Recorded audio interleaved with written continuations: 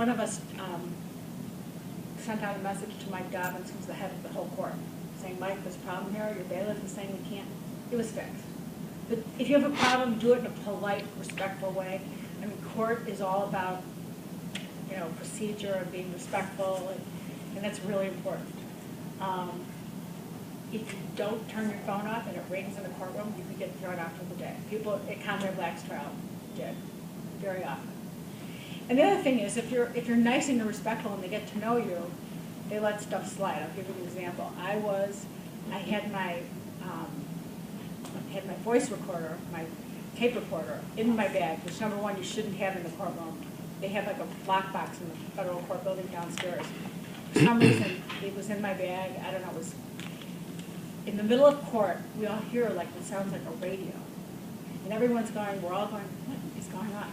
It was my tape switched on, and it was like it was on. And the bailiff, who knew me and whatever, he like let it slide.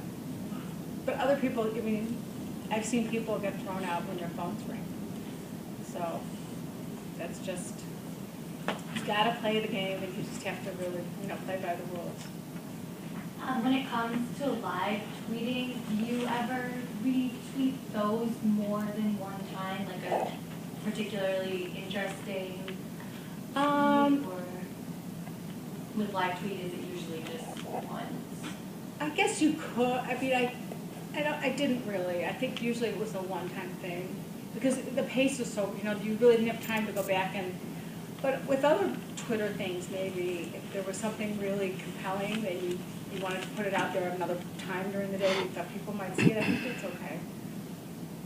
We were talking about personal, as a journalist, your personal tweets versus job tweets. Do you think that you should use the same Twitter account? I mean, if you have a personal. I think you can. Yeah. But just remember, you're a journalist. Don't put stuff out there that you don't want out there. Mm-hmm. Don't say, you know, I got drunk last night and ended up at some guy's house, and I don't, you know, you don't want. don't put stuff out there that you just pretend that, like, keep it in the back of your mind that someday you may be Barbara Walters and someone's going to dig up your past. Yeah. And just, you know what? And just be careful. But I think it's okay to do personal stuff. I mean, I'm trying to, I mean,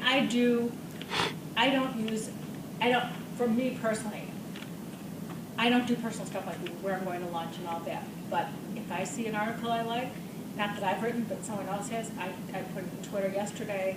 I don't know if you all read the New York Times yesterday. It was a great opinion piece. If you didn't read it, go read it. It's this woman who ended up having a baby who has Tay-Sachs, and the baby's going to die. The baby's 18 months old and will die by the time he's 3. And she wrote the most beautiful piece. It was just fantastic. So when I read something that really hits me, I put it out there. Or if I read a good book, you know, that I loved. I read, this year I read The Emperor of All Maladies about cancer. Yeah. And I'm actually a 14-year cancer survivor, so it's something that really hit me. And I wrote, I think it's going to win the Pulitzer, and it did. So, I mean, there you go. You can have something on Twitter and say, hey, I said that. Yeah. So I think it's okay to be personal. Just be smart. Yeah. So there are no cameras in the courtroom, but did anyone get cheeky and like try and snap a Oh, pic no. and tweet No. it? And as a matter of fact, we were in the federal court cafeteria one day, and someone put, and I have it on my blog. If you scroll through my blog, I have a picture of it. Someone put on the cafeteria chalkboard a Blago sandwich. I forgot exactly what it said, but one reporter took a picture of it. I didn't, but they sent it to me, and I put it on my blog. But even the person who took that picture in the federal court cafeteria could be arrested. Am I right? Yeah. I think arrested. You cannot. Federal court is a real serious place to be. They tell you no cameras. There's no. We all have cameras on our phone. You do not take a picture. I mean, you could take a picture. I did take pictures of Rod Blagojevich outside, leaving the courtroom. You know, leaving the federal building, or in the press pen downstairs. There's a press area. That's fine. Other than that, you really got to play by the rules. You mentioned color earlier, too. Some of that color was his walk from the courtroom out to the limo to pick him up. Yeah. And you guys found all kinds of crazy stuff to tweet during that. Yeah. I mean, one day I was in the cafeteria in the courtroom, and I was in between John Berger, who just had that trial, and Rod Blagojevich. We were in line. I wanted to get ice for my drink, and another woman said, "Oh my goodness, there's no ice." And we were going like this with our glasses. The ice machine, which every other day was broken.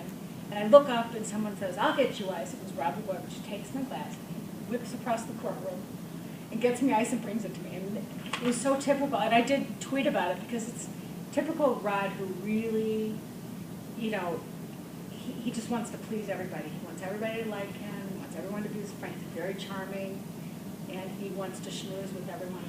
You know, it was just so all that little stuff. You got to pay attention. And outside, coming in and out every day, that was. If you can get there early and see, you know, when he worked the line, leaving at night, and then you'd see Patty like pulling his arm, going, "Come on!" You know, you could write about that. One day I spent time during a break talking to Patty about how'd she eat that spider on Celebrity Apprentice. I wanted to know.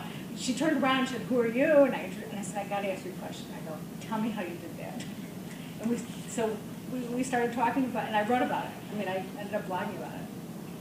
And she said, "You know, there's nothing you won't do for your kids." And she got money for doing that, and Yeah. Speaking of the blog post, you said not to blog more than 3 times a day. Are you saying that's different? That's blogging, not Twitter. Right, but were you referring to the no, blog that you had? No, not to put the same blog post out. Okay. You can blog as much as you want. Okay. If you have a blog and you're updating it all the time, put it all out there. Okay. Yeah, definitely. But to put the same thing, if you get too repetitive, people are maybe going to delete you. Okay. And if you're too boring, they'll delete you. So be really like selective about what you decide to Twitter about. Yeah. When you're live tweeting an event, like a court case like the Blagojevich trial, how often, like I guess per hour, per like part of the trial, before break, after break, how many times did you try to tweet per so much period of time? Because I feel like if you spend all your time tweeting, you're gonna miss things. So, well, you know what? That's true for some people. And I don't mean to brag, but I had this way of like, Andy Shaw, who used to be on Channel 7, he's with the Better Government Bureau, he came to me one day, he nicknamed me Quick Straw of Twitter. It was like, I could, after a while you get used to like listening, watching, and tweeting at the same time. But I was doing Twitter from the minute I would enter the courtroom, during the breaks, the whole day. The whole day. I think the first trial, I think I had 1,500 tweets or something. Yeah. There were days I came home. Like one day I put on Twitter that my thumbs didn't hurt this much since my kids were little. We used to play a lot of Pac-Man.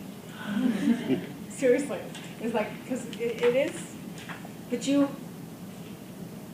it depends what kind of trial you're covering, you know, what's going on. I mean, there were days I wasn't doing stuff, well, you know, really boring testimony that you don't really need to put out there. Yeah. Do you have a system or a suggestion that you could make as far as, you know, when you're tweeting something exciting, and you're tweeting something, even if it's breaking news or live, what have you, there's always that possibility for a typo or a misspelled word. How do you make sure that you're 100% all the time? Because it's okay. I don't have a lot of You know time. what? I think people understand that it's okay. I think certain typos are okay. You know, you want to be as accurate. When I say accurate, I mean accurate with the facts. The typos when it comes to Twitter, I think are forgivable in the same way that, like, if I'm emailing with my editor at the Tribune back and forth, like I'm on deadline and she's editing, I'm doing, and she'll ask me a question, I'll answer her. We both, you know, when you do that kind of back and forth, you make mistakes with punctuation. It's not as important. I mean, do you want to get it all right all the time? Yeah. But if you don't, I mean, I think the typo stuff is not as bad in that situation. I mean, you want to get it right if you can. But I think people understand. To make a factual error, though, how do you handle a correction on Twitter? Factual error, you can go back, and I did. I can't remember which things that I did get something really wrong once. And I went, and on my phone, on my BlackBerry, on the Twitter, you can go back and I deleted that tweet. But it doesn't mean that people didn't see it. So you have to remember it's out there. But you can't delete it. And then it's deleted from your account and you won't see it anymore.